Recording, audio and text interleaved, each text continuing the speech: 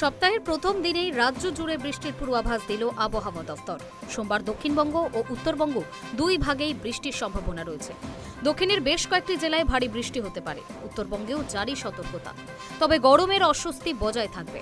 আগামী কয়েকদিন একই রকম আবহাওয়া থাকবে, অর্থাৎ হাওয়া বদলের সম্ভাবনা এখনই নেই।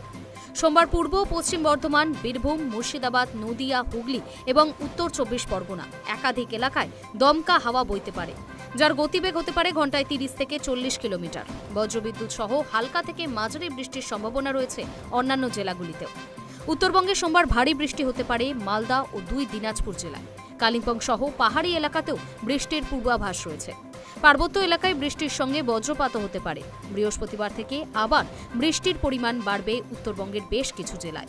কালিম্পং, আলিপুরদুয়ার ও জলপাইগুড়িতে ভারী বৃষ্টির সতর্কতা রয়েছে। সপ্তাহের শেষ ভাগে আরও বেশি বৃষ্টির সম্ভাবনা তৈরি হয়েছে উত্তরবঙ্গের উপরের 3 জেলা জলপাইগুড়ি, কোচবিহার ও আলিপুরদুয়ারে। শনিবার আলিপুরদুয়ার ও জলপাইগুড়িতে অতি ভারী বৃষ্টি হতে পারে বলেই সতর্ক করেছে আবহাওয়া দফতর। দার্জিলিং, কালিম্পং ও কোচবিহারেও ভারী বৃষ্টির আশঙ্কা রয়েছে। কলকাতা ও আশেপাশের এলাকায় আগামী 3 দিন ধরে হালকা থেকে মাঝারি বৃষ্টি হতে পারে। আর্দ্রতার পরিমাণ বেশি থাকায় শহরে অস্বস্তি থাকবে।